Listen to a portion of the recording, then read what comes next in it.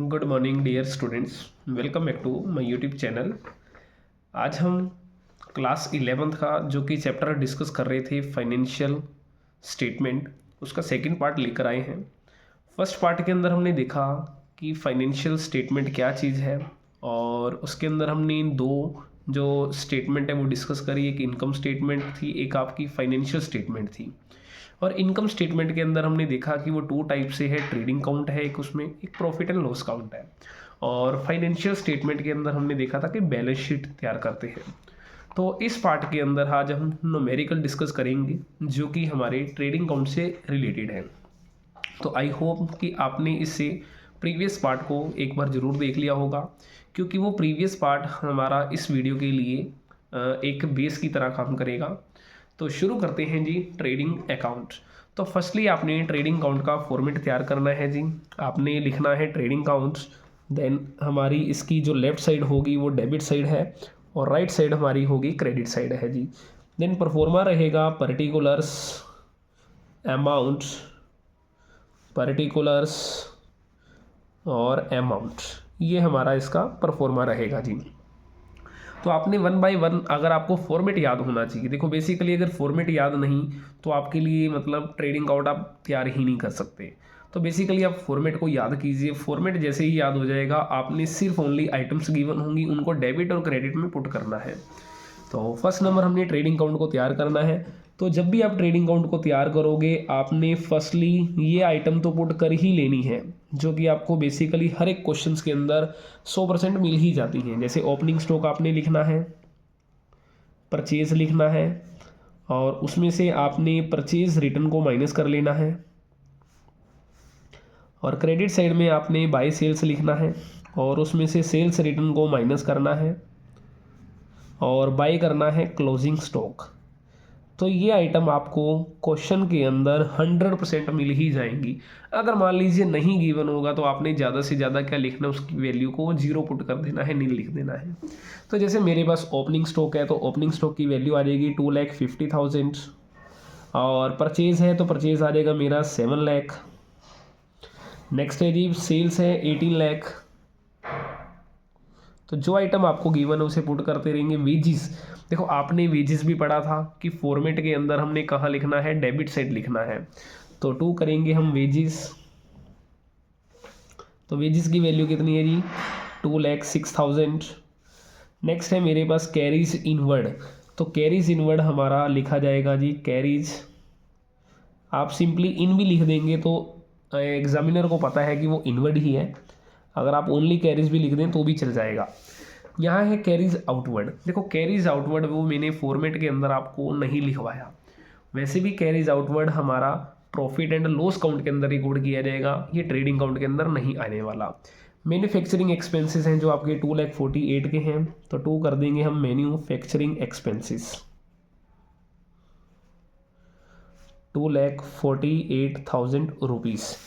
Next है मेरे पास जी purchase return. Purchase return की वैल्यू है 22,000। अब आपने इन दोनों को सोल्व करना है। सोल्व करने के बाद हमारे पास वैल्यू आ जाएगी 6,78,000 रुपीज़। सेल्स रिटर्न है 36,000। तो सेल्स रिटर्न की जो वैल्यू आ जाएगी हमारे पास 17,64,000 रुपीज़। क्लियर है जी।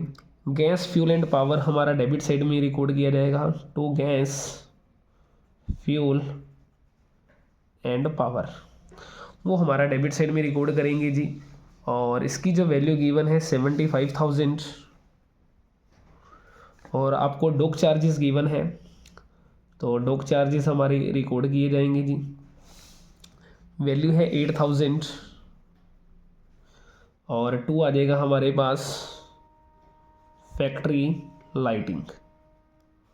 तो फैक्ट्री लाइटिंग है हमारे पास 96,000 रुपीज़। और हमारे पास ऑफिस लाइटिंग है। ऑफिस लाइटिंग हमारी रिकॉर्ड नहीं की जाएगी क्योंकि ऑफिस लाइटिंग हमारा प्रॉफिट एंड लॉस काउंट के अंदर रिकॉर्ड किया जाएगा, इसलिए इसे भी इग्नोर कीजिए।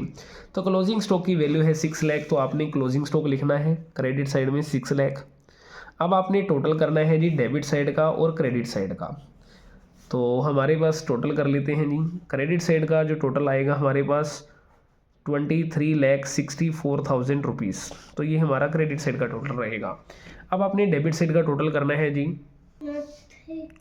तो डेबिट साइड का हम टोटल कर लेंगे जी 2,50,000, देन प्लस करेंगे 6,78,000 रुपीज़ और 2,06,000, देन प्लस करेंगे 34,000, 2,48,000 रुपीज़, देन हमारा 75,000, देन प्लस करेंगे जी 8,000 और उसमें प्लस कर देंगे 96,000 रुपीज़। तो हमारा जो डेबिट साइड का टोटल रहेगा जी वो आ रहा है 15,95,000। हमारे पास 15,95,000 आएगा। अब इस तरफ का जो टोटल है जो हमारे पास क्रेडिट साइड का वो 23,64,000 है। तो हमने 23,64,000 रुपये में से हमने 15,95,000 को माइनस कर देना है और इसको कर लेने के बाद हमारा जो ग्रोस प्रॉफिट आ जाएगा जी वो 2GP के नाम से आएगा और इसे CD लिख देंगे जी। तो ये वैल्यू आ जाएगी मेरे पास 7,69,000 रुपीज़ की GP की। अब आपने इन दोनों का टोटल कर देना है जी, जो कि टोटल हमारा दोनों साइड का सिमिलर हो चुका है 23,64,000 रुपीज़। तो सिंपली जिस साइड कमी आई, अगर हमारी डेबिट साइड में कमी आ रही है उसे ग्रोस प्रॉफिट लिखेंगे, अगर यही कमी क्रेडिट साइड में होगी तो उसे हमने बाय GP लिखना है जी। क्लियर है। तो ये हमारा एक बेसिक क्वेश्चन था ट्रेडिंग काउंट का, जिसके लिए आपको ट्रेडिंग काउंट का फॉर्मेट याद होना ज़रूरी है जी। अब इसके बाद हम नेक्स्ट टॉपिक डिस्कस करते हैं जी, जो कि मेरे पास कभी कभार क्वेश्चंस के अंदर हमें एडजस्टेड परचेज गिवन होता है। तो फर्स्टली हमें एडजस्टेड परचेज का मतलब पता होना चाहिए कि एडजस्टेड परचेज है क्या चीज़। तो एडजस्टेड परचेज हमारा इक्वल होता है opening stock plus purchase minus purchase return minus closing stock. तो जब कभी भी हमें क्वेश्चंस के अंदर एडजस्टेड परचेज दे रखा हो तो इसका मतलब क्या है कि आपने इन सारी आइटम को ऑलरेडी सोल्व कर चुके हो, करने के बाद ही हमें एडजस्टेड परचेज गिवन है। मतलब अगर हमें क्वेश्चन में एडजस्टेड परचेज गिवन हो, ओपनिंग स्टॉक गिवन हो, परचेज गिवन हो, तो आपने इन आइटम्स को इग्नोर कर देना है, क्योंकि इन आइटम्स को सोल्व करके ही आपको एडजस्टेड परचेज वर्ड गिवन है जी। क्लियर है। तो opening stock plus purchase minus purchase return minus closing stock, इन दोनों का जो डिफरेंस होता है परचेज माइनस परचेज रिटर्न, उसे हम कहते हैं नेट परचेज। तो ये हमारी नेट परचेज होती है जी। क्लियर है। तो एक क्वेश्चन हम ये भी करके देखते हैं जिसके अंदर आपने ट्रेडिंग काउंट को तैयार करना है, अगर क्वेश्चन के अंदर आपको एडजस्टेड परचेज गिवन हो। तो देखिए जहाँ सिंपल परचेज आती है वहीं आपने सिमिलर एडजस्टेड परचेज भी लिखना है। तो जैसे हमारी सिंपल परचेज जो होती थी वो हम डेबिट में लिखते थे, तो एडजस्टेड परचेज को भी आपने डेबिट साइड ही लिखना है जी। तो एडजस्टेड परचेज मेरी आ जाएगी, जो कि वैल्यू है इस क्वेश्चन में 15 लाख रुपीज़।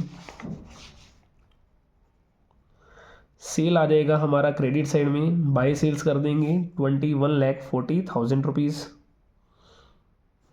ठीक है जी। नेक्स्ट है मेरे पास रिटर्न इनवर्ड। देखो रिटर्न इनवर्ड का मतलब होता है सेल्स रिटर्न। तो आपने सेल में से सेल्स रिटर्न को माइनस करना है 21,40,000। आपने पहले नंबर पे इसे अंदर की साइड रखना है, देन सेल्स रिटर्न माइनस कर लेने के बाद जो फाइनल आंसर आएगा उसे हमने बाहर पुट करना है जी। तो सेल्स रिटर्न की जो वैल्यू मतलब रिटर्न इनवर्ड्स है मेरे पास 40,000, तो इस 40,000 को मुझे कर देना है माइनस, तो रिमेनिंग आंसर आ जाएगा 21 लाख रुपीज़ आ जाएगा जी। नेक्स्ट है मेरे पास फ्रेट एंड पैकेजिंग। तो फ्रेट एक्सपेंसेस आपका जो होगा वो भी ट्रेडिंग काउंट से रिलेटेड है। तो फ्रेट एंड पैकेजिंग, इसे पैकिंग लिख सकते हैं जी हमारे पास, जो कि अमाउंट है 15,000 रुपीज़। अगला है पैकिंग एक्सपेंसेस ऑन सेल्स। देखो आपको जब मैंने ट्रेडिंग काउंट सिखाया था तो ट्रेडिंग काउंट के अंदर मैंने सिंपली आपको बताया था आपने गुड्स की मैन्युफैक्चरिंग करनी है। अभी आपने गुड्स को सोल्ड नहीं करना, क्योंकि सोल्ड करने के जितने भी एक्सपेंसेस होंगे वो हमारे सारे के सारे प्रॉफिट एंड लॉस काउंट में जाएंगे। तो मेरे को पैकिंग एक्सपेंसेस ऑन सेल्स इसे मेरे को करना है इग्नोर, ये नहीं लिखना, क्योंकि ये मेरी प्रॉफिट एंड लॉस काउंट से रिलेटेड है। सिमिलर डेप्रिसिएशन है, डेप्रिसिएशन को भी आपने इग्नोर करना है क्योंकि ये भी आपका प्रॉफिट एंड लॉस काउंट से रिलेटेड है। फैक्ट्री एक्सपेंसेस, जितने भी आपके फैक्ट्री के एक्सपेंसेस होते हैं उसे हमने हमेशा ट्रेडिंग काउंट में रिकॉर्ड करना है। फैक्ट्री एक्सपेंसेस जो कि वैल्यू है मेरे पास 60,000 रुपीज़ की। आगे मेरे को दे रखा है क्लोजिंग स्टॉक। अब मुझे क्लोजिंग स्टॉक को करना है जी इग्नोर, क्योंकि रीज़न आपको बता दिया गया है जब भी एडजस्टेड परचेज गिवन होगी तो एडजस्टेड परचेज इन सारी आइटम को सोल्व करके ही आपको दे रखा है आंसर। तो मुझे क्लोजिंग स्टॉक को फिलहाल अभी इग्नोर करना होगा जी। अब मुझे टोटल करना है क्रेडिट साइड का और डेबिट साइड का। क्रेडिट साइड का टोटल जो आ रहा है वो 21 लाख रुपीज़ है, जबकि डेबिट साइड का हम टोटल कर लें तो 15,75,000 बनता है। तो मुझे 21 में से 15,75,000 को माइनस करना है। माइनस करने के बाद मेरा जो आंसर आएगा डेबिट साइड में आ रहा है डिफरेंस, जिसे मैं लिखूंगा ग्रॉस प्रॉफिट CD के नाम से। तो 21 लाख में से मुझे 15 लाख पहले फ़िलहाल माइनस करना है, तो मेरा रिमेनिंग आंसर आ जाएगा 6 लाख। 6 लाख में से मुझे 75 माइनस 4 कर देने हैं, तो मेरा कितना आंसर आएगा जी 5,25,000। तो ये मेरा आ जाएगा GP। हम इसे एक बार और भी चेक कर सकते हैं, ये 75 ये 6 लाख 15 और 6 लाख 21 लाख होगा। तो ये हमारा GP जो रहेगा वो बिल्कुल हमारा करेक्ट आंसर आ रखा है।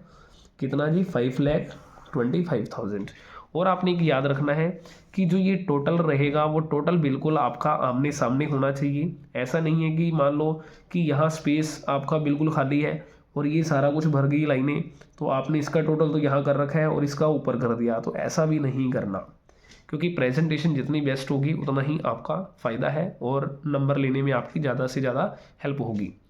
तो आई होप कि आपको ये दोनों क्वेश्चन समझ आए होंगे। अगर क्वेश्चन समझ आए हों, वीडियो अच्छी लगी हो, तो वीडियो को लाइक करें, दोस्तों के साथ शेयर करें, क्योंकि आपका एक लाइक और कमेंट या शेयर ही एक टीचर्स के लिए मोटिवेशन का काम करता है जी। Thank you.